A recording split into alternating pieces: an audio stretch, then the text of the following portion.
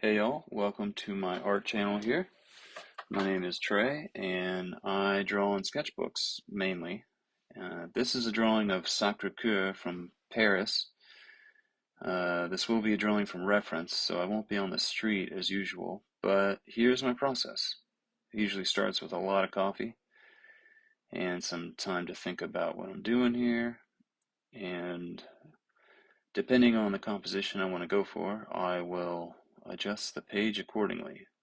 So I'm making sure my pen works here. Alright, so when I usually start a drawing, an illustration or design, it usually starts off on composition, the design. So as I look at this photograph of what I originally wanted to draw, I wanted to concentrate on having the whole building in there and then having some people sitting in the foreground. So as I start the drawing, I get the tops of the building because they're really high up there. So I put those down first because that's what I want to show. And so as I get a minimal amount of information there, I quickly want to get it all there in the composition because you don't want to mess up with that, because if you start off with a bad foundation, then the whole thing is going to be ruined. But yeah. So as I keep going here, I sort of get a little bit of the form going, a little bit of the shadow on the left side of the building here. And you can just kind of put a bunch of marks that sort of roughly gauge the architectural elements of the building here. I mean, there's so much going on, as you can see. So mostly, I guess the job mostly as an artist when you're out on the street is to quickly define stuff and shapes. That way, you don't need to put as much in there as you think you do. And then the faster you do it, the more accurately you do it, the more central it is, the quicker you can get it done. That way you can move on to something else. So here, I want the side of the building it's by, the left side. So that'll also be a framing element of this page here. I'll eventually get the windows and stuff, but you can see I'm getting the rounding of the cathedral there, the diagonal shapes. These little circles and the little shadow lines in there help to define the turning of that form. And then to establish a ground plane, I put that stop sign in there, or that circle street sign, and then I add those three elements of those windows. And then so I'm starting to work on the right side here of the composition. Try to add some people in there for some interest. A lot of the times I don't add people, but it's fun too. You can always add elements of color on the people, the blue jeans or little hits of red if you want. And you can leave the whole thing uncolored if you want. It still looks like a full color image. So it's a little illustration hint there, or a little trick. But as I originally wanted to draw this, I wanted to draw the Guinness sign, the circle, sort of in front of the big bushy trees here, and it helps to push the building back in the background. So my pen ran out of ink here, and I use a carbon black refillable pen here with a big tip on it, with a really fine nib on it.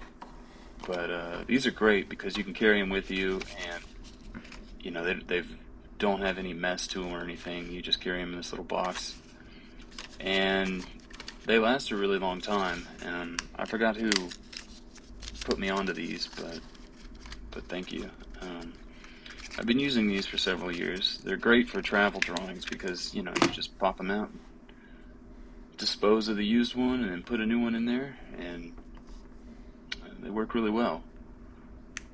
So you just kind of push them in here, and then you screw on the back, and you're good to go. You just have to kind of shake it a little bit to get the ink flowing. Um, then you're good to go.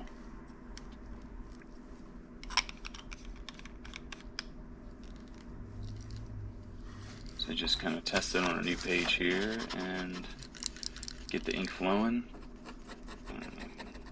Yeah, but the pen's really good at not pen pooping, you know, where it's skipping and everything. So back to the trees here and establishing a really dark mass here because I want to use those trees as a middle ground to push the building further into the background because it helps to establish how grand of a building it is. So, and I always like text in all my architectural drawings and drawings in general because, you know, we live in a world where we have text and designs and graphic design around us. It helps to establish a more authentic drawing. So,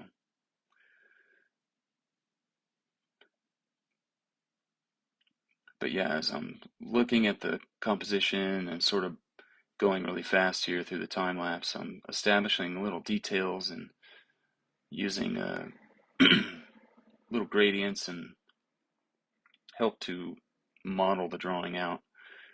And sometimes I use a different pen to establish an even darker or a difference in tone, and especially in the mark because the tip will be different. So I'll establish a different line, like this is a roller ball. So, or like a ballpoint pen. So it'll have a different depth and tone in the blackness of the line here.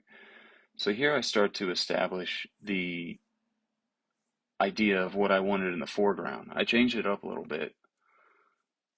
I added these people sitting at tables here, and sort of as I would from life, I sort of loosely sketch this in kind of in a quick manner.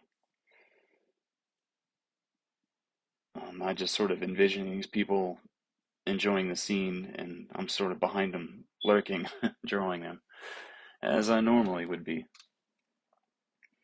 So it's always fun to draw people sitting at tables because you have these sort of overlapping shapes of ellipses and half circles and coffee cups and stuff. It's a good place to sort of work on building different terraces of shapes to tell a story here.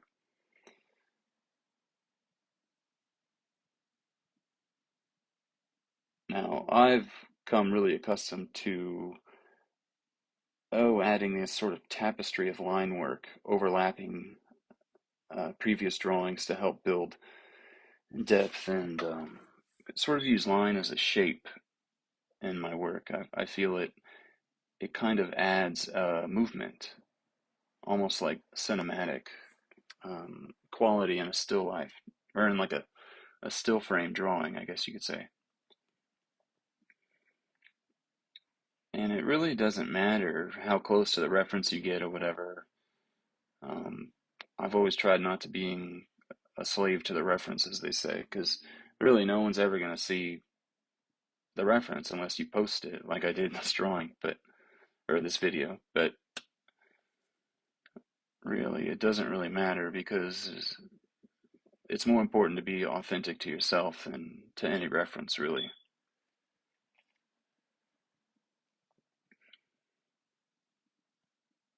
So as I add these people in the foreground, I'm starting to really think about sort of these dark shapes that bring them forward more in the foreground, and it helps to delineate the background, middle ground, and foreground. And I'm starting to get a sense of, the end of the drawing here, and really I want to cover the foreground with coffee. It adds a good look at the end, a good sort of sandy color to bring out the foreground. But that'll be later in the video. And I'm pretty adept into perspective and all that, so I just kind of eyeball it, and I find that really works for me. I'm not too anal about perspective. I just kind of go with the flow. I feel it adds storytelling in a kind of a whimsical wonkiness, for lack of a better overused words here. But as I push those trees in sort of the background, it sort of helps to fill out uh, sort of the composition and the design elements I've chosen here. And you can always add more line, really, which is great about drawing. It's just, you can just keep adding and adding. And so here I'm putting out the windows here on the left, and it helps to describe the building better, and the alley sort of by the main focus here.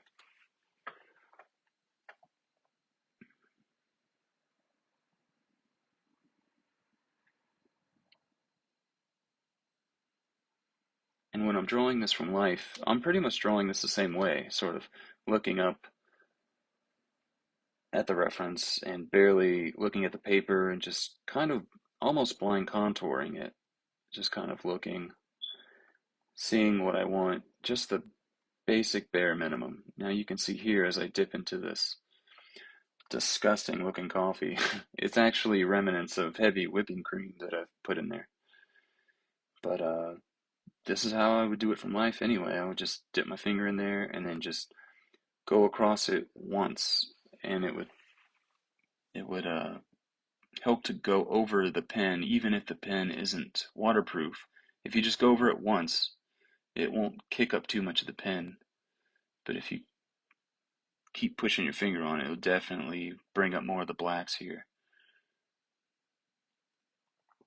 Now, as this dries, it sort of adds this great gray coat mixed with the coffee and helps to really frame out the individuals here in the foreground.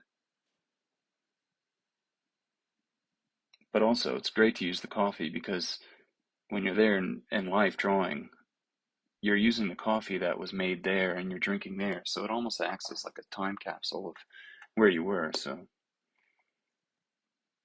but people always ask me, why do you use coffee? And did you spill some? And it's like, well, I mean, probably, but it's just another tone. It's another sense you can use to describe the drawing. So to just because ultimately you're describing a place you were at or some element to help you capture the intent of why you wanted to draw it in the first place. Because you can see here on the reference, the shadow side of the brasserie is darker. So add the coffee to help differentiate the background building to the foreground cafe. Now I am going to put some blue in the sky, um, but that'll be later in the video here. But see, just a quick swipe of the coffee on the building helps to describe so much with so little. So I find drawing with coffee to be a huge asset always.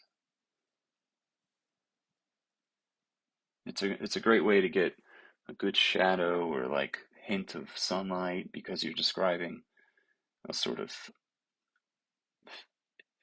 shadow form, I guess, from the light from the sun. And depending on which pen or you use or graphite or whatever, the liquid will help to either reactivate it or not. So you can use it to kind of give it a blur or soften up some edges on your line work, or just give different interests. Like you can see, it's pretty dark looking at the certain pen groups here, but as it sort of fades and dries on the page, it'll sort of help to sort of bring it all together, like.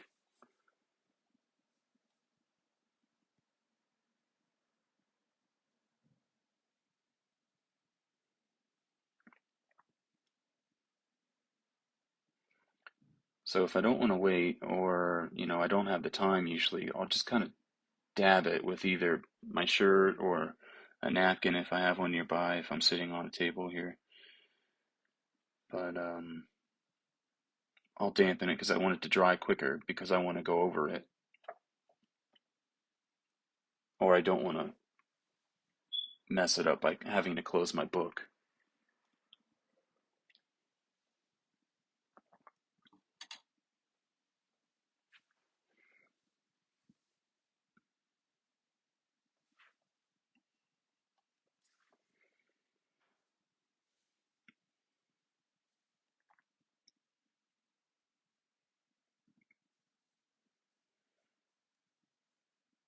So here's sort of I've got the drawing. This is it. I love the line. I love the coffee. I love the kind of diagonal shape of the shadow describing the foreground here.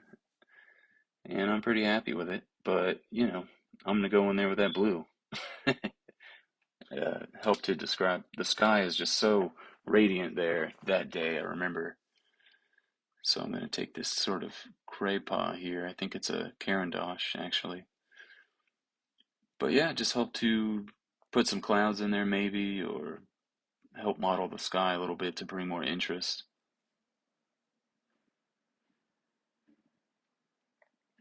Now, one thing I love about illustration or drawings in general is that you can take this drawing and sort of cut out the sky and sort of, think of it like a menu, or putting text on the sky, and, using it for a design for some sort of store or even a t-shirt. So I'm always aware of that too. But we can just cut that out in Photoshop if you need to. So anyway, but as a fine art drawing here, I'll just add the blue. I think the blue will be more interesting than just leaving it kind of black and white. So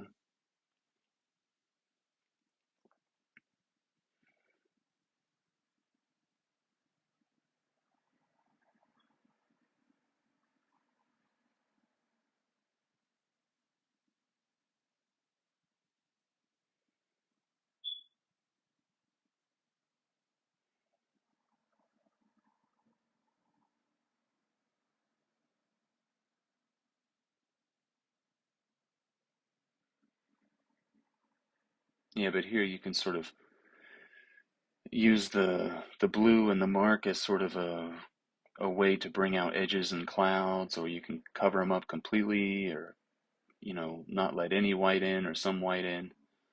That's just kind of all up to you on what you want to do. And I'm using I guess it's like a cheap wax crayon over this. It kind of works well, but it's a little less subtle in the video here, but it's just sort of this fun blue vibration that you can use in the atmosphere here. I mean, that's kind of the point of sketchbook and drawing, is just using different things and experimenting. And it's kind of fun.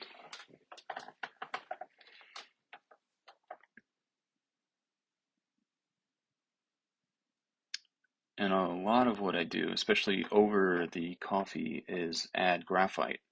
I find that it really gives a nice noisy tone. Like if using a guitar with a distortion pedal or something, the graphite really ties in the textures to merge the contour line and the design of shapes, and the graphite just sort of filters it all together, kind of, and gives a nice quality about that. Now, one neat thing about the sign here is that I always envisioned it a kind of a dark sign with light or white letters. So that's what I'm sort of doing here, bringing out this sort of brasserie text here. And I like to draw text in sort of a blind contour manner, mostly. I find that it's more interesting to me if the words are a little wonky or not perfect. I find that that's more fun to look at. If stuff is too perfect, I get really bored with it really quickly. But you know, it's never too late to add another character, usually a waiter with a bow tie or with a hand up with a tray of glasses on it is a good device to help solidify the story of where you're at, you know.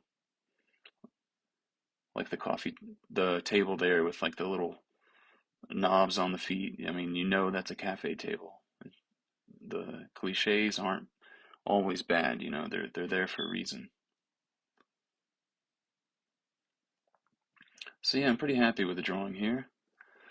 Um, I'm I'm good. I'll pretty much sign it and send it to the gallery. I'm pretty much represented by a gallery in New Orleans called the Elliott Gallery. They're on Toulouse and Royal. It was a dream of mine to have a gallery in the French Quarter, and I've got it. And I've been dealing with them for a long while now, and so I send them a bunch of drawings all the time. And yeah, so I'll pretty much proceed to cut this out of the book and ship it to them. And I use the good old trusty buckskin knife here. It's got a razor blade. That's also refillable. And so, yeah. And thanks for watching. And if you have any questions or anything, please leave a comment. And please like and subscribe if you want to see more of this work. Or if you have anything you'd like to see me draw, just let me know. Thank you so much.